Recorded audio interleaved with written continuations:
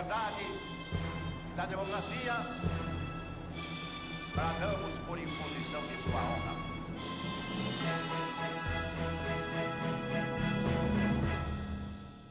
O Brasil, que já passou por alguns períodos de anormalidade institucional, com esta Constituição tornou-se uma das grandes, mas verdadeiramente grandes democracias do mundo. Um país de tantas humanidades como é o Brasil. Tem a menina que vai na sua charrete para a feira e tem o outro que pode ir para o trabalho de helicóptero. E tem a mesma Constituição valendo para os dois.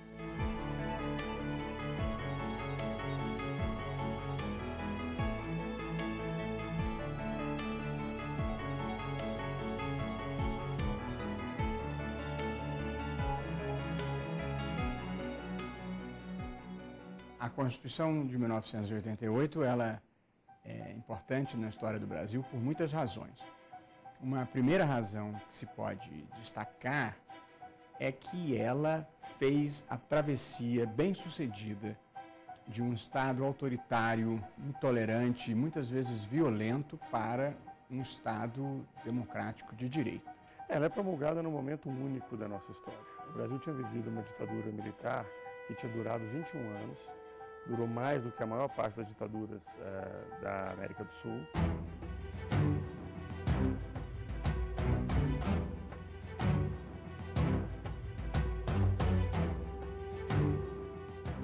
Foi um período de grande movimentação da sociedade civil. Movimentos populares muito intensos, em especial o movimento chamado Diretas Já.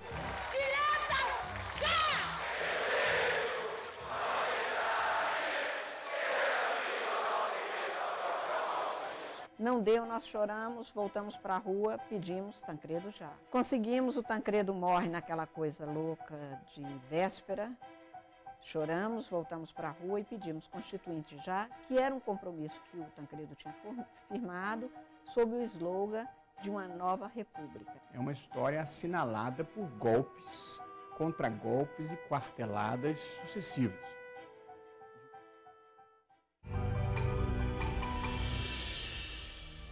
No processo constituinte, se caracterizou basicamente do rompimento daquela aliança política que produziu a eleição de Tancredo. A aliança do PFL, aquela dissidência da antiga arena do PDS, que se juntou ao PMDB e produziu a eleição de Tancredo, e que formou o início do governo Sarney, foi exatamente na Constituinte que começou o rompimento, liderado de um lado pelo o Dr. Ulisses Guimarães e pelo senador Mário Covas, que era líder do PMDB, e de outro lado estava o grupo do PFL. E o presidente Sarney mais ligado ao grupo do PFL, evidentemente. E essa disputa fez com que nós não tínhamos uma maioria consistente dentro da Assembleia Constituinte. Embora o PMDB fosse a maioria nominal, mas não era a maioria ideológica.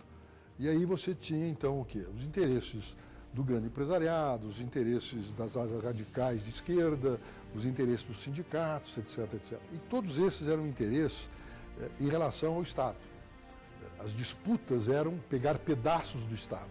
E nós tínhamos que trabalhar numa negociação disso, ou seja, evitar que se distribuísse o Estado brasileiro entre as várias corporações que estavam lá representadas. Eu fui posta à disposição do Congresso Constituinte, como Procuradora do Estado de Minas, para ajudar nos estudos e tudo mais.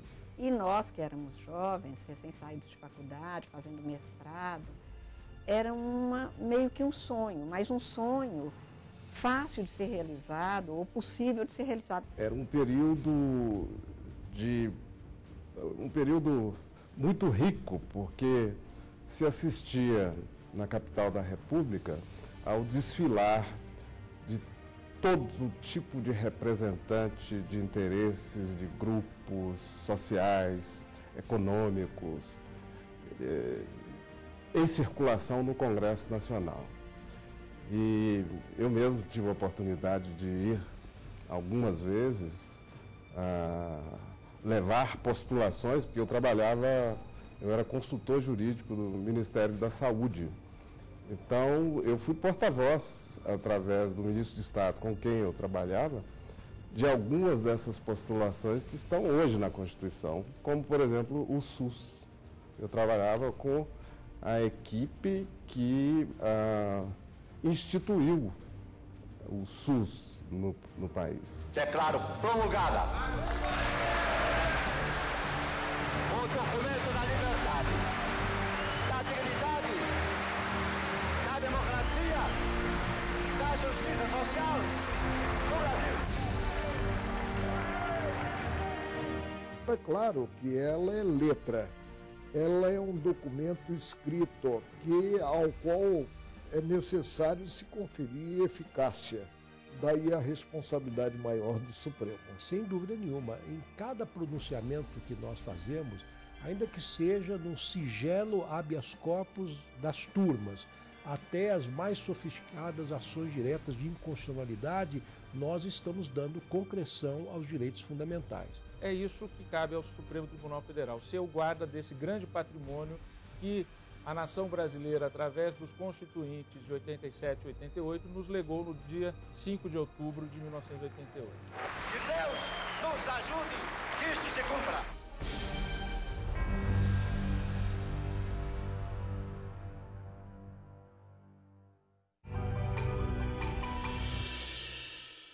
A Constituição veio disciplinar a nossa vida, né? Nossos direitos eles estão muito mais altos do que anteriormente. O cidadão, no que se diz respeito, por exemplo, ao Código do Consumidor, você vê, as pessoas se respeitam mais. Dessa Constituição de 88, que nasceu a causa aí dos afrodescendentes, que nasceu a causa das mulheres, que nasceu a causa dos descamisados. Direitos de ir e vir, outros direitos são garantidos na Constituição, mas nem sempre são publicados de forma a todos conhecerem os direitos que possuem.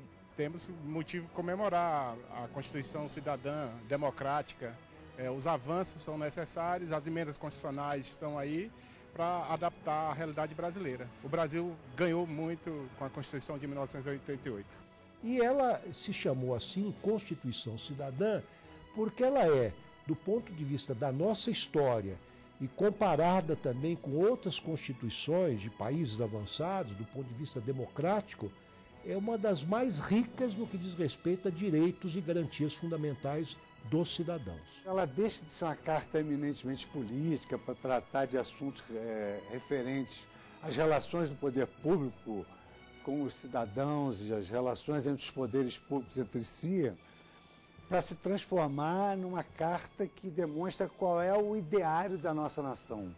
Criar uma sociedade justa, uma sociedade solidária. Nós não podemos esquecer que esta é uma Constituição que traz um generosíssimo catálogo de direitos fundamentais, tanto de natureza individual, como também de natureza coletiva. Ela estabelece mecanismos para diminuir a desigualdade. Então, a valorização do salário mínimo, a questão do Sistema Único de Saúde, um sistema de previdência e assistência, a valorização do trabalho como algo importante na Constituição. Ou seja, o Brasil se encontrou no Congresso Constituinte e dali nasceu um Brasil que não é um Brasil fácil, porque, como diz o Guimarães Rosa, fácil é país de ideias arranjadas. Mas um país de gente, de desassossego, de gente querendo colocação, é muito difícil. Nos falta saúde, segurança, nos falta os direitos, né? Eu creio que a fiscalização nesses direitos são poucos. E também precisa se tramitar uma série de recomendações que as próprias autoridades não respeitam. Não é que a Constituição não tenha tido defeitos, ela os tem e variados, embora muitos deles razoavelmente bem superados pela própria atuação dos tribunais. E é importante assinalar, a gente virar os olhos para os defeitos não faz com que eles desapareçam.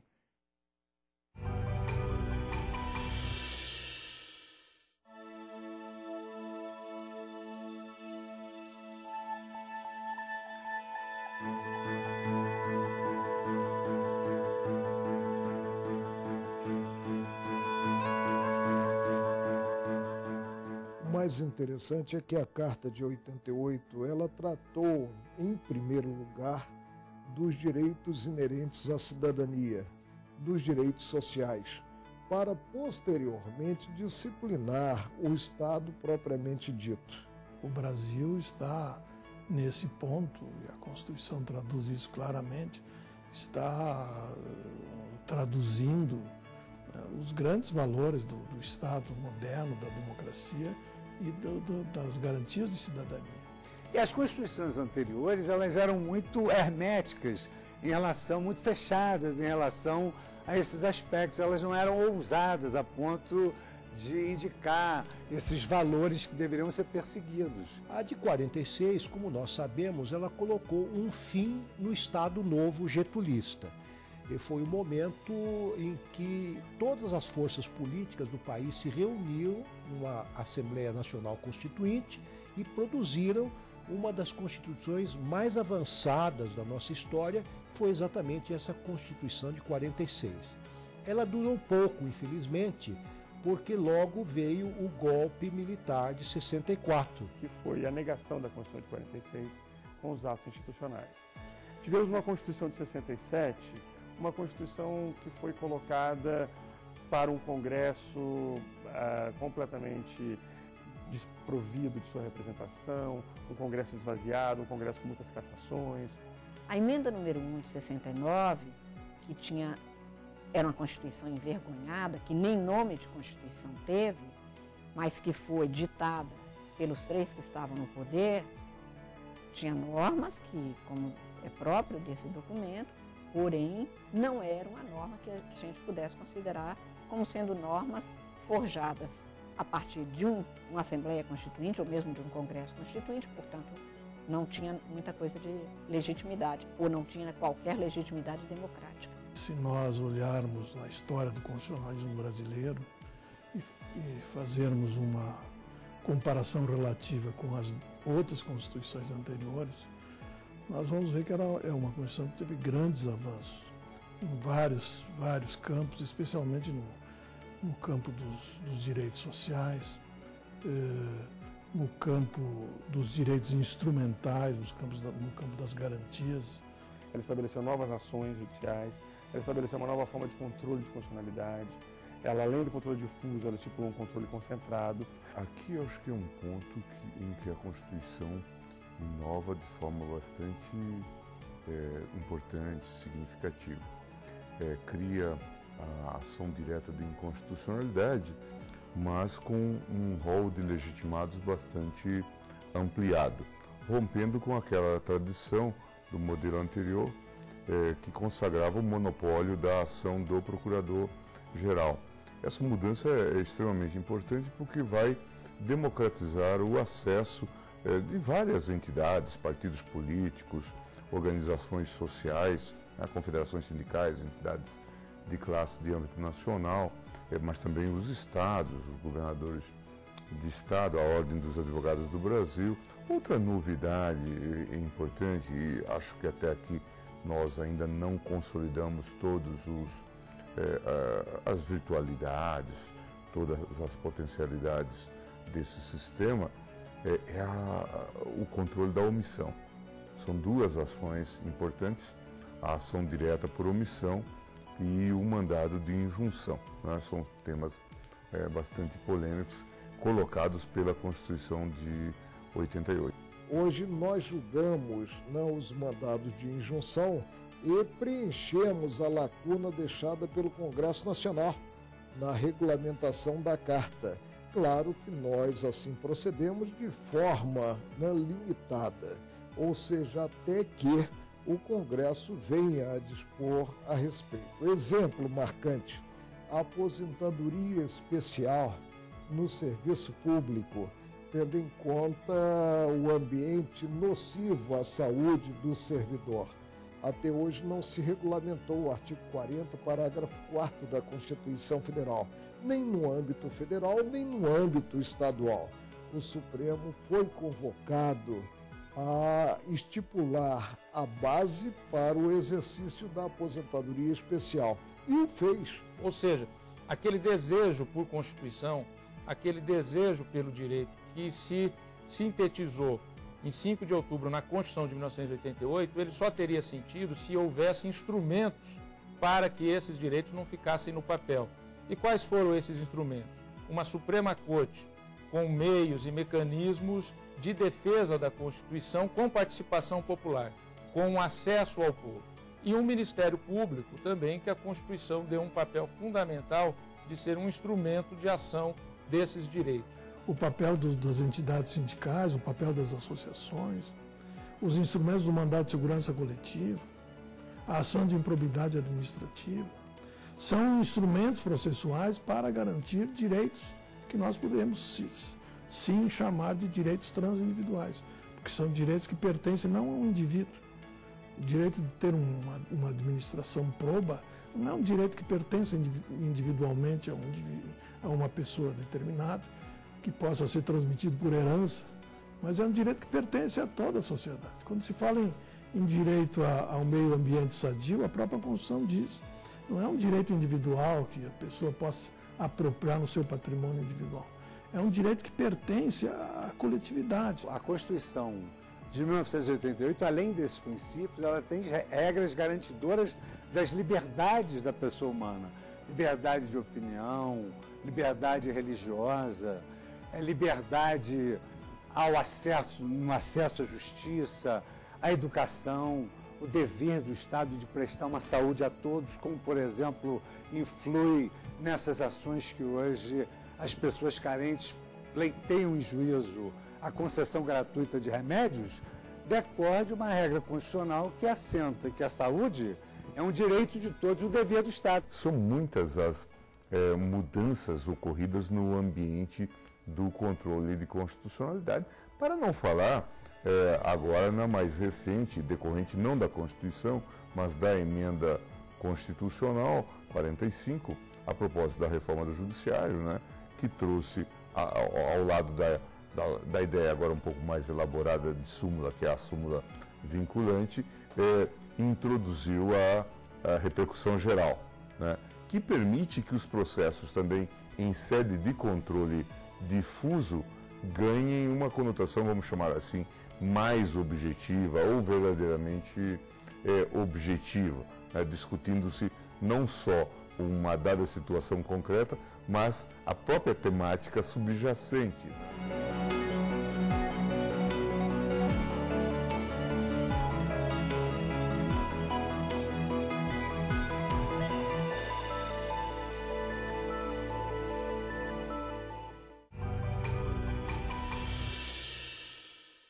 Ocorreram vários avanços de 1988 para cá.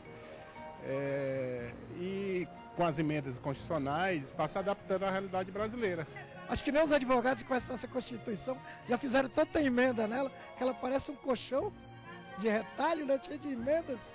Porque precisa ser normalizado uma série de artigos, é uma Constituição muito grande. Os juristas da época, e ainda hoje falam isso, de que a Constituição brasileira é uma Constituição analítica e que tem muita coisa. Na verdade, não é bem assim. É verdadeiro que tem muita coisa, mas o problema todo é de que era mais fácil você aprovar um texto constitucional do que aprovar uma lei. Na verdade, uma Constituição ela deve ser estável, mas não deve ser estática. Então, há momentos em que a Constituição tem que se aperfeiçoar. Ela tem que se transformar para absorver transformações também na divisão de poderes do Judiciário. Então, acredito que ela fez uma divisão adequada ao tempo dela, 88. Mas foi necessário corrigir isso em 2004. E pode ser, e é capaz que seja necessário de acontecer isso em outras reformas constitucionais, o que é algo saudável para a Constituição. E é significativo que ela se manteve na sua essência sem grandes modificações. Apesar de ela ter tido muitas emendas, quase todas devidas ao excesso de normatividade constitucional. Esse talvez seja um pecado significativo da nossa Constituição, o excesso de normatização constitucional. Isso gerou a necessidade, até em função desse passar dos anos, 25 anos, gerou a necessidade de emendas constitucionais. Agora, a essência a Constituição se manteve. Eu posso dizer que tenho a honra de presenciar o momento mais auspicioso da Constituição de 88, que é este momento de maturidade constitucional. Quando se fala na possibilidade de reforma, ainda que parcial, da Constituição, eu sou visceralmente contrário, porque acho que nós nunca tivemos uma maturidade constitucional tão grande, tão expressiva e tão reconhecida. Então, por que mudar? Por que partir do zero? Olha, nós temos o veso no Brasil de acreditar que poderíamos ter melhores dias editando novos diplomas. E aí a nossa Constituição já foi emendada mais de 70 vezes. Quando você pensa em uma Constituição Federal, você imagina um documento perene, um documento estável, né? E eu costumo, inclusive, para despertar o interesse nos alunos, eu costumo revelar o que ocorreu com um cidadão que foi a uma livraria e tentou comprar uma Constituição brasileira. E o rapaz que estava na livraria simplesmente disse a ele que aquela livraria não trabalhava com periódicos. O que nós precisamos no Brasil não é de novas leis. Precisamos avançar no campo cultural. Precisamos principalmente de homens públicos que observem as leis existentes.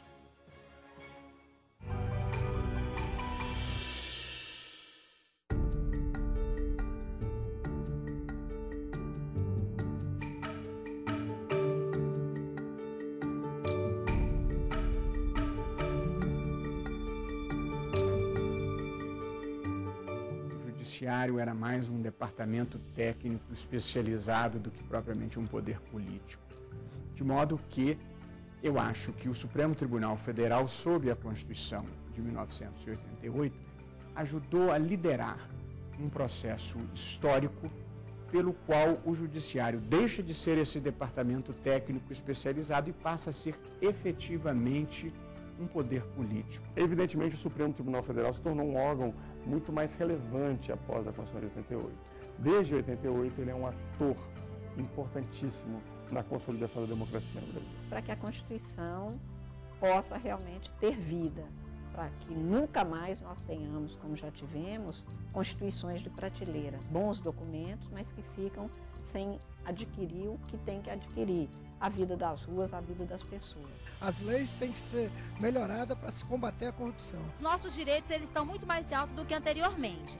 Mas em parte não, porque infelizmente essa regra não é cumprida à risca, né? A gente sabe que não acontece todos os direitos, a gente não usufrui de todo o direito que nós temos. Sobretudo os direitos humanos ainda carecem de regulamentação, de respeito, a questão das mulheres, a questão dos homossexuais. Nós temos bastante motivo para comemorar, mas ainda temos mais motivos ainda para lutar, ainda para ver mais mudanças. O papel do Supremo é esse, de garantir que esse desejo da nação brasileira, do povo brasileiro, de direito, de justiça e que as regras do jogo sejam respeitadas, continue sendo um marco em que o Brasil vai desenvolver socialmente, economicamente, atingindo os objetivos que estão estabelecidos na Constituição Federal, nos seus 1º e 4º artigos, que diz respeito ao desenvolvimento da nação brasileira, seja internamente, seja diminuindo as desigualdades regionais. Todos esses valores éticos e morais que essa Constituição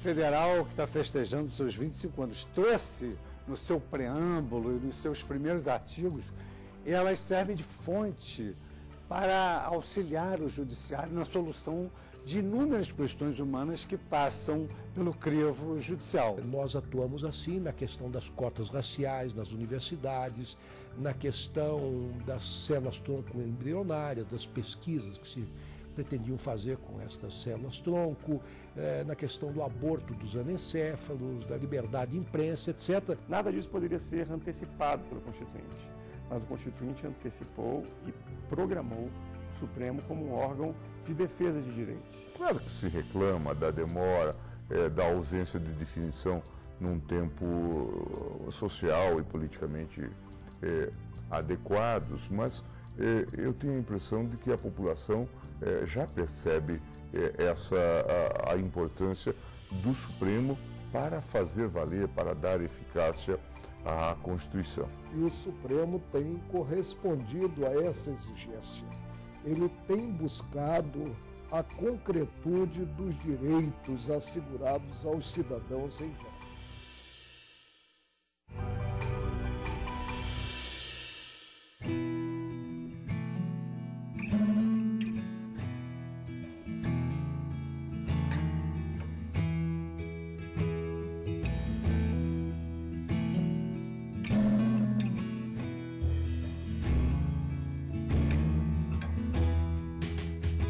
O Brasil é hoje muitíssimo melhor do que era 25 anos atrás e acho que esta Constituição ajudou a preparar o caminho para que os próximos 25 anos possam representar um salto de qualidade para o país. Ajudar a se criar no Brasil um país onde a dignidade da pessoa humana seja amplamente promovida e respeitada, um país onde as pessoas possam estar não apenas melhores, mas serem maiores por viverem em um país que lhes dá mais segurança e bem-estar. Hoje, a administração pública está sendo empreendida sob a luz do princípio da moralidade administrativa, que influencia nos concursos públicos, influencia nas próprias eleições. A lei da ficha limpa, ela tem como fundamento a moralidade das eleições. Então, esses princípios, eles passam a representar o centro valorativo do universo jurídico. Uma Constituição sozinha não muda o mundo, mas ela oferece condições para que a sociedade se transforme. Nós ainda temos muitas tarefas a cumprir se quisermos ser uma sociedade justa. E a Constituição tem muito a ver com isso e ainda pode contribuir muito para isso. Apesar de a Constituição já ter 25 anos, ela ainda é um processo muito lento, precisa ainda muito a sociedade avançar nesse sentido de fazer com que os direitos do cidadão, dessas minorias, possam ser respeitados. E é isso que a gente precisa, que a gente tenha mais verdade, que a gente tenha confiança. Ela tem riquezas ainda que precisam ser exploradas. Eu acho que a Constituição de 88 tem, vamos dizer assim, um potencial de exploração que o tempo vai ajudar. E ela permite, portanto, se amoldar a esses novos tempos. O Brasil, durante muitos anos, se abeberou nas fontes romano-germânicas e nas fontes anglo-saxônicas. E hoje o Brasil, no campo constitucional, não fica devendo nada a nenhum país do mundo. Nós temos uma Constituição magnífica, que é a Constituição que o povo brasileiro merece. É uma das mais belas Constituições do mundo. Essa Constituição é a nossa mãe, mãe amorosa. Eu creio que nós estamos assistindo ao amadurecimento de um sentimento constitucional no Brasil. A Constituição,